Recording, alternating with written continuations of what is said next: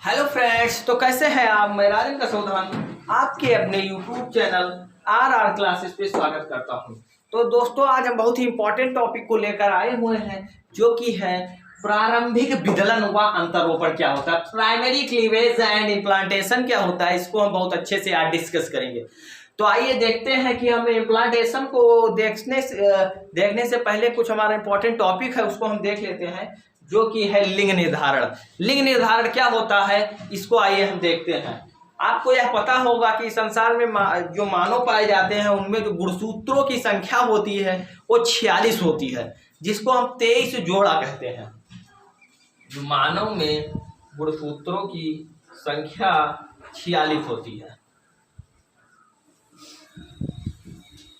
46 होती है, जिसको हम 23 जोड़ी गुणसूत्र कहते हैं। अब मानव में नर अथवा मादा में कितने कितने गुणसूत्र होते हैं, उसको आइए हम देखते हैं। लिंग निर्धारण बहुत ही इंपॉर्टेंट टॉपिक है इम्प्लांटेशन को पढ़ने से पहले। इसको मैं शॉर्ट में आपको समझाए दे रहा हूं, उसके बाद में मैं इसकी एक लॉन्ग वीडियो लेकर आऊंगा, जिसमें मैं आपको केवल लिंग निर्धारण ही समझाऊंगा, क्योंकि ये बहुत ही इंपॉर्टेंट टॉपिक है। ये एग्जाम में हर साल पूछा जाता है कि मानव में लिंग निर्धारण को समझाइए, तो इसको हम बहुत अच्छे से समझेंगे। तो मैं बता रहा हूं कि जो नर मादा होती है, गुणसूत्र की संख्या 23 जोड़ी होती है। अब इसमें एक मादा होती है, मादा, जिसमें जो 23 जोड़े गुणसूत्र होते हैं। मादा में 23 जोड़े, मादा में कौन से गुणसूत्र होते हैं, यक्ष यक्ष। ये 23 जोड़ी गुणसूत्र होते हैं और ये अलिंग गुणसूत्र होते हैं। इनको हम अलिंग गुणसूत्र कहते हैं। ये समान प्रकार के होते हैं। जो ये होते हैं, ये समान प्रकार के होते हैं। 23 जोड़े, मादा में 23 जोड़े गुणसूत्र पाए जाते हैं। 23 जोड़े गुणसूत्र, 23 जोड़े गुणसूत्र पाए जाते हैं और इनको हम अलिंग गुणसूत्र कहते हैं। इनको हम अलिंग गुणसूत्र कहते हैं। ये समान प्रकार के होते हैं, अलिंग गुणसूत्र।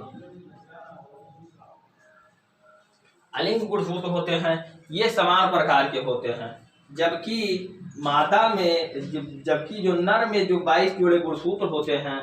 अब बात करें जो नर की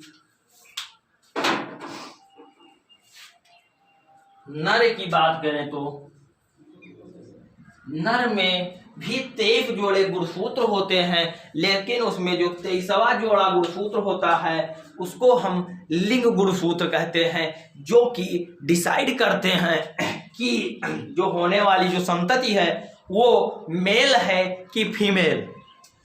तो जो नर में जो गुणसूत्र होते हैं, वो होते हैं यक्ष वाई गुणसूत्र होते हैं। और जो 22 जोड़ा गुणसूत्र होता है, उसको हम अलिंग गुणसूत्र कहते हैं।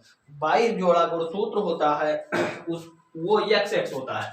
यक्ष वाई पाए जाते हैं। अब इसमें जो 22 जोड़ा गुणसूत्र होगा, जो 22 जोड़े गुणसूत्र होते हैं, इसको हम अलिंग गुणसूत्र कहते हैं। इसको हम अलिंग गुणसूत्र कहते हैं। और जो 23वां जोड़ा होता है, वो एक्स वाई होता है। अगर 22 जोड़े गुणसूत्र अलिंग गुणसूत्र होते हैं, कौन से होते हैं, यक्ष। बोले तो यक्ष।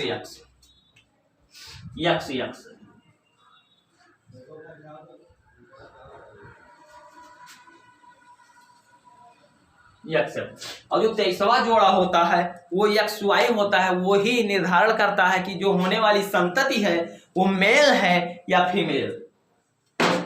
जो यक्ष वाई होता है, इसे हम लिंग गुणसूत्र कहते हैं। यक्ष वाई जो होता है, इसे हम लिंग गुणसूत्र कहते हैं। लिंग गुणसूत्र कहते हैं।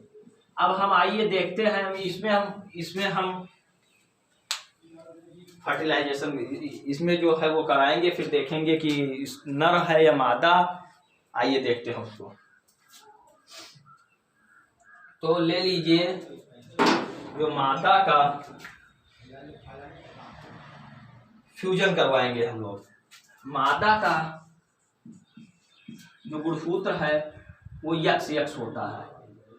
मादा का गुणसूत्र यक्स यक्स होता है और नर का जो होता है वो यक्स वाई होता है।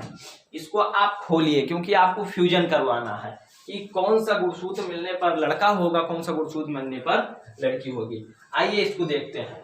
तो यक्स यक्स और यक्स वाई, अगर अब ये निर्धारण करेंगे, अगर यक्स यक्स यक्स से फ्यूज करता है, अगर जो यक्स है वो यक्स के मादा का जो यक्स नर यक्स युग्मक है वो नर के यक्स युग्मक से अगर फ्यूज करेगा, तब जो होने वाली संतति होगी वह होगी लड़की,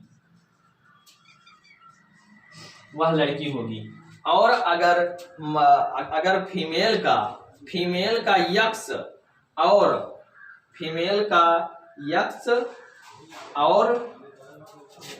का यक्स और मेल का वाई फ्यूजन करेगा, तो इससे होने वाली उत्पत्ति, होने वाली संतति क्या होगी? लड़का होगी, पुत्र, लड़का होगी।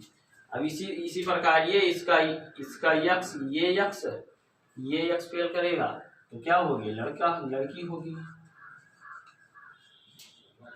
अगर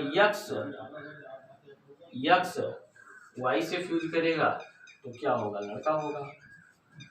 तो इसमें कौन कौन से चांसेस होते हैं? इसमें जो चांसेस होते हैं वो 50% 50% होते हैं। जो इसमें जो नर होगा या मादा जो उसके होने की जो संभावना होती है वो कितने परसेंट होती है? वो होती है 50% 50% बॉय एंड 50% गर्ल। 50% जो होता है वो चांस होते हैं लड़का के, और 50% इसको मैं मिटा दे रहा हूँ। 50% नर और 50% मादा, 50% नर और 50% मादा।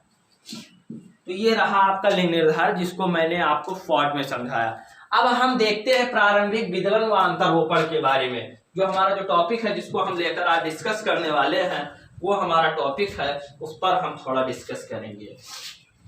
वीडियो थोड़ा लॉन्ग हो रही है, लेकिन क्या करेंगे, ये जो टॉपिक है ये थोड़ा लॉन्ग है। और नेक्स्ट टॉपिक में मैं इसको बहुत डिटेल में लिंग निर्धारण को समझाऊंगा। नेक्स्ट वीडियो लेकर आऊंगा जिसमें मैं आपको समझाऊंगा। जो निषेचन के पश्चात आपके जो NCERT का जो चित्र है,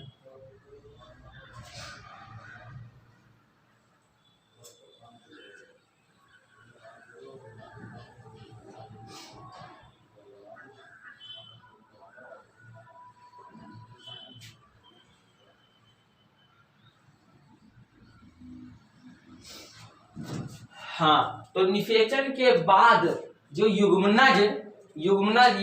निषेचन के बाद में क्या बनता है? जब नर मेल अथवा फीमेल जब फ्यूज करते हैं तो उससे क्या बढ़ता है? जाइगोट अंडवाहिनी के स्टमस वाले क्षेत्र, जो स्टमक जंक्शन है, ये फैलोपियन ट्यूब है, और ये जो जंक्शन है ये स्टमक जंक्शन है, से क्षेत्र से होता हुआ गर्भाशय की ओर गति करता है। तो अंडवाहिनी के सीलिया जो होते हैं, अंडवाहिनी में एक सीलिया जैसे रोए जैसे संरचना होती है, सीलिया होते हैं युग्मनज के अंडवाहिनी में गर्भाशय की ओर, जो अंडवाहिनी में गर्भाशय की दिशा में धकेलने का कार्य करते हैं। गर्भाशय की दिशा में जो यहाँ पर सीलिया होते हैं गर्भाशय की दिशा में धकेलने का कार्य करते हैं। इसी गति के दौरान युग्मनज में जाइगोट में विदलन होते रहते हैं, जिसको हम विदलन कहते हैं।